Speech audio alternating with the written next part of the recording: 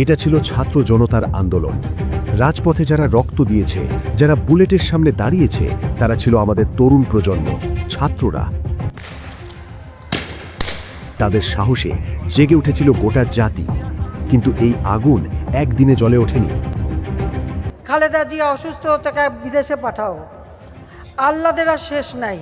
দীর্ঘ প্রায় 17 বছর ধরে একটি ফ্যাসিস্ট সরকারের বিরুদ্ধে অবিরাম লড়াই চালিয়ে গেছে বাংলাদেশ জাতীয়তাবাদী দল বিএনপি। গণতন্ত্রের জন্য, ভোটের অধিকারের জন্য, বাক স্বাধীনতার জন্য। হাজার হাজার নেতাকর্মী মিথ্যা মামলায় জেল খেটেছে, নির্যাতিত হয়েছে, প্রাণ দিয়েছে। তারা রাজপথ ছেড়ে যায়নি, জনমত গড়ে তুলেছে। সেই ধারাবাহিক সংগ্রামই তৈরি করেছে এই ঐতিহাসিক প্রেক্ষাপট।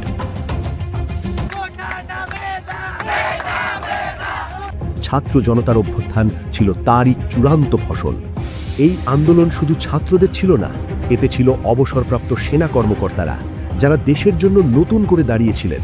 ছিল শ্রমিক, মজুর, কলকারখানার মেহনতি মানুষ, ছিল বিভিন্ন পেশার সাধারণ নাগরিক, শিক্ষক শিক্ষিকা, শিল্পী সাহিত্যিক সমাজ। সব শ্রেণী পেশার মানুষ এক হয়ে রাজপথে নেমেছিল। এই ব্যাপক জনসমর্থন ও ঐক্যের কারণেই ফ্যাসিস্ট সরকারের পতন সম্ভব হয়েছে। একা ছাত্র আন্দোলন নয়, এটা ছিল গোটা জাতির অভ্যুত্থান। আজ কেউ কেউ নিজেদেরকে জুলাই আন্দোলনের একমাত্র স্টেক হোল্ডার বলে দাবি করছে। এনসিপি, জামায়াত, তারা বলছে এই বিপ্লব তাদের। কিন্তু প্রশ্ন হলো, এই বিশাল জন অভ্যুত্থান কি কোনো একক দল বা গোষ্ঠীর একার দাবিদার হতে পারে? যারা শুধু শেষ মুহূর্তে এসে কৃতিত্ব নিতে চায়, তারা কি সত্যিই এই আন্দোলনের মালিকানা দাবি করতে পারে? এটা ছিল ছাত্র জনতার। এর পেছনে ছিল বিএনপির দীর্ঘদিনের ত্যাগ, সংগ্রাম ও জনমত গঠনের অতুলনীয় অবদান। যারা ইতিহাসকে বিকৃত করে নিজেদের স্বার্থে ব্যবহার করতে চায়, তারা জুলাইয়ের চেতনাকে অপমান করছে।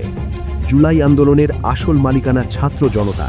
এর শিকড় বিএনপির দীর্ঘ সংগ্রামে। এই চেতনা কেউ একা দখল করতে পারবে না। এই রক্তের ঋণ কেউ অস্বীকার করতে পারবে না। বাংলাদেশের গণতন্ত্রের পথ এখনও লড়াইয়ের, এখনও ছাত্র জনতার।